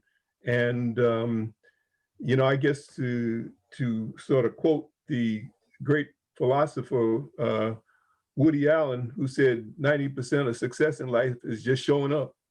You just got to keep writing it. I mean, it may not be Gone with the Wind or whatever you think it should be, but if you just keep at it, it'll come out. I was just shocked to find out how many people have a great story in them, but just can't seem to get past that writer's block or whatever it is. Yeah, thank you for that, because I'm kind of in that category. So you're kind of talking to me. So I'm working on it. Are there any other authors that want to chime in? No? Okay. Well, before I'm seeing people drop off, so I just wanted to chime in while we still had a sizable group. Back in January, one of the brothers of the bar said to me after our first meeting that we met virtually, and he said, Milt, you kept 36 brothers on the phone for 4 hours, or online for 4 hours. You really must be proud to have been to be the founder of the bar. My response to him is, there's a lot to be said for being the founder of the bar, but it means so much more to me to be a member of the group. And tonight has been another example of that. One of the things that really speaks powerfully to me, brothers, which you demonstrated really powerfully here tonight, is confidence coupled with humility. One of the things that I've noticed, and I've been in my share of organizations, but I've never been in an organization of Black men, white men, you name it, where there was such a combination of both confidence and humility. I'm literally blown away by that. And I just want to lift it up, share it. Hopefully you feel it the way I do, and know that this is something we have to retain, because I am one person that I haven't found this level of confidence coupled with humility, even in the churches that I've been, because there's always somebody, and I'll be the first to blame the deacons, because I am one, to say there's somebody that's looking to claim first place. And I am just blown away by the notion that all of us, how I experience you is there's no what little I's and big U's and whatever. And that just blows me away. And I just have to thank you for that. And I just want to lift it up because it's something that I think we need to work to maintain. Secondly, you know, I feel very, very strongly about my opinions. And I have an opinion that, and I would say that what Black man in his right mind wouldn't want to be a part of this group. And I don't say that because I founded the group. I say that because I'm a part of it and I get to be a part of you brothers. And I just want to say thank you for that. I'm also just noticing what I experienced tonight. And one of the things that came through loud and clear is the fact that each of you had to believe in what you were about, had to believe in yourself, and had to have that support you to step forward to do what you need to do. And this too is just, I mean, tonight's meeting has been such a wealth of knowledge, so inspirational. I've been inspired. I have an ebook already written, but I have my main book that I've been sitting on for years. And I just want to thank you for the inspiration you've given me to step up to the plate. So I'll just stop with that, but it's just awesome to be in the presence of other Black men who have a love for the written word and who are also are not afraid of critical thinking. My grandfather, which a number of you have heard me say, he used to always tell me, if a man beats you thinking, he'll beat you living. And brothers, we cannot go forward and allow others to beat us thinking. And I'll shut up at that point. Thank you for that, Milton. Appreciate that. And again, I just want to be respectful of everyone's time. So I'm going to close up because I think I'm sorry. I'm kind of emotional because I did this pretty awesome experience, and I'm glad to that Warren invited me to moderate and to be a part of this. I'm still kind of working on this part of me. I'm a tech guy, and I'm kind of a, believe it or not, I'm kind of a I kind of keep to myself, and this is new, and it's making me grow as a person to be able to speak to you all and in this manner. So I appreciate that. So I guess I just want to kind of close this up. I appreciate the authors. You guys made it super simple, to be part of this process. The information you shared, I think, is invaluable. Thank you from the bottom of my heart. I think this was very successful, and I can't wait until the next one. And I think we should really do something like this. And I'm just putting it out there for the conference. I think this is valuable enough that we should share at next year's conference, so something along this form. And I'm serious about a poetry slam. I think we really have enough talent here to make that successful and to show off a little bit other talents that members of the bar actually possess. And so with that, again, I'm just going to say thank you. Have a great evening and have a great weekend. And I hope to see all you soon in person, because this is crazy. I want to be around people. And appreciate it. Same to you, Brother John. Same to you. That energy from you guys. I miss you guys. Brothers. It was great job, together John. with you guys. Great job, John. Great Excellent, job. excellent, John. Excellent. Thank you guys. Thank you. Thank you. Thanks, John. Brother Ted, for dropping in. Appreciate you, my brother. And we will make the recording of this available at some point, at some way. I'm working on revamping our website, so we'll definitely put it on the website, when we get that done. And I'm looking forward to actually taking the information I collected from everybody, and we're gonna put that on the website. And I'm gonna be reaching out to you all for content for the website. There's too much information, in our group for us not to share it in a big way, right? So it's time to take that information and share it, with the world. We're a national organization, but I think we can really go worldwide in a sense. So I'm looking forward to pushing the envelopes on that and really get us out there. And anyway, that's it. Thank you for everyone. Have a great evening. Love y'all, man. All right, take care. All right, bless you all. Peace. Take care. Good night. Good night.